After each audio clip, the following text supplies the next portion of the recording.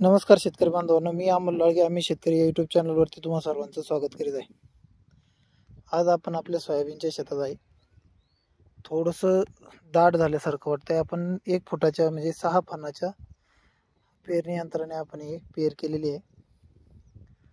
एकरी आपण एक 17 ते 18 किलो बियाणं पडलेलं आहे. आपलं बियाणं गेल्याच वर्षी तर आपण घरचंच बियाणं वापरतो. मागील 4 वर्षापासून आपण घरचंच बियाणं वापरतोय. दुकानचं बियाणं आपण आणलेलं नाही.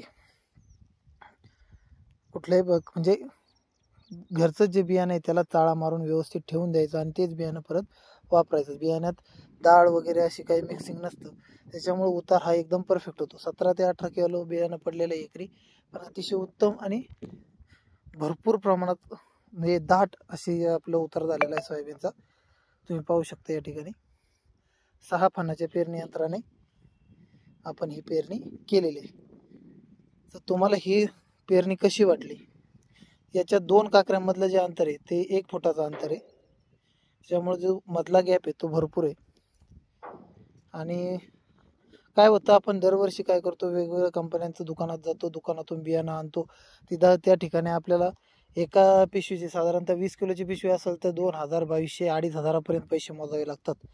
आता ही KDS 726 व्हरायटी आहे. मागच्या 4 वर्षापासून आपण तीच व्हरायटी पेरतो. आपलं घर पहिल्या वर्षी आपल्याला चांगलं उत्पन्न आल्यानंतर आपण त्याच याच्यातलं काय केलं, आपण थोडंसं बियाणं चाळून दरवर्षी एक 50 किलो बियाणं आपण ठेवतो आणि आपण 3 एकरची पेरणी ही दरवर्षी करत असतो सोयाबीनची. मागच्या 4 वर्षापासून आपण 3 एकर, तर मागच्या 3ही वर्षामध्ये आपल्याला सोयाबीनचा एकरी ॲव्हरेज हे 10 ते 11 क्विंटलपर्यंत आपल्याला भेटलेलं आहे. पुढेही ॲव्हरेज आपल्याला ड्रॉप झाल्यासारखं दिसलं नाही किंवा वाटलंही नाही. गेल्या वर्षी 3 एकर होतं, 3 एकरामध्ये आपलं 33 क्विंटल सोयाबीन झालं होतं. त्याच्या आदल्या वर्षी 3 एकरात ह्याच शेतात आपलं दरवर्षी सोयाबीन असतं.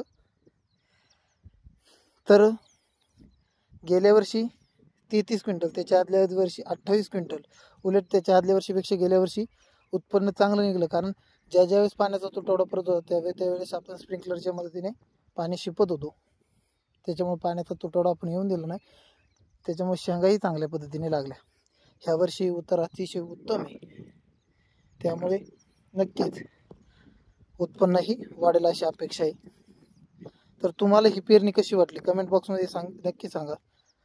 आणि तुमच्याकडे एकरी किती किलो बियाणं लागतं आणि कोणती व्हरायटी जास्त करून तुम्ही पेरता ते पण नक्की सांगा. याच्या शेजारीच आपण इथं बाजरीची टोकन पद्धतीने लागवड केलेली. एका साऱ्यामध्ये साधारणतः 5 काकऱ्या केलेल्या आहेत. अतिशय उत्तम उतार झालेला आहे. तुम्ही पाहू शकता काकऱ्या कशा दिसतात.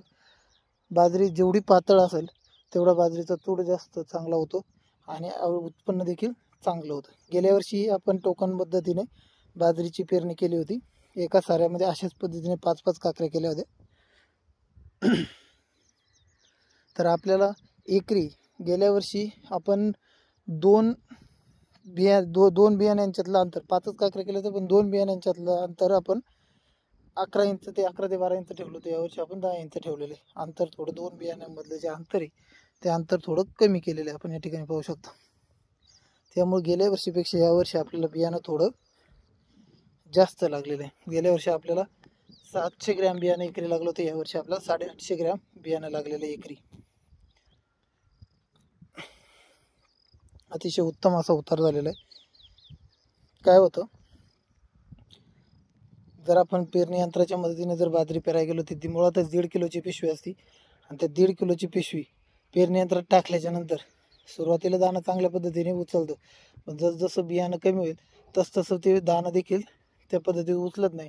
मग नंतर बाजरी पातळ होते. त्यातल्यात काही दाणा खोल गेला, वर राहिला, तर त्याच्यामुळे ही काय होतं, म्हणजे ॲव्हरेज आपल्याला चांगलं भेटत नाही किंवा उगवण चांगली होत नाही. त्यामुळे बाजरी पातळ होणं, दाट होणं असे प्रॉब्लेम आपल्याला जाणवतात. त्यामुळे टोकनच्या सहाय्याने लावलेली बाजरी अतिशय उत्तम पद्धतीने येते. गेल्या वर्षी आपल्याला 650 ग्रॅम बियाणं लागलं होतं एकरी. फक्त 650-700 ग्रॅम बियाणं लागलं होतं आणि त्याच्यात आपल्याला 14 क्विंटल बाजरी झाली होती. ह्या वर्षी आपली बाजरी तुम्ही पाहू शकता अतिशय उत्तम पद्धतीने उगलेली. पूर्ण अशा काकऱ्या दिसतात आपल्याला. तर तुम्हाला ही बाजरीची पेरणी देखील कशी वाटली एकदा कमेंट बॉक्समध्ये नक्की सांगा. कमी क्षेत्रात अधिक उत्पन्न घ्यायचं असेल तर टोकन पद्धतीचा वापर आपण नक्कीच केला पाहिजे. आपण मका देखील टोकन पद्धतीनेच लावतो. शक्यतो काय करायचं, पानकळ्यात पुढलं पीक जर आपल्याला घ्यायचं असेल तर पाट पाणी देणं टाळलं पाहिजे. पानकळ्यात पाट पाणी दिल्यामुळे काय होतं, जमीन कडक होते. आपण उन्हाळ्यात जमीन नांगरलेली असते, नांगरलेल्या जमिनीत ज्यावेळेस वरून पाऊस पडतो, पाऊस पडल्यामुळे ती जमीन भुसभुशीत तशीच राहते. अगदी अशी चहा पावडर कशी पाण्यात भिजवल्यानंतर फुगते, त्या पद्धतीने ही जमीन आपली फुगत असते. तर तुम्हाला हा व्हिडिओ कसा वाटला आणि आपली पेरणी कशी वाटली ते कमेंट बॉक्समध्ये नक्की सांगा.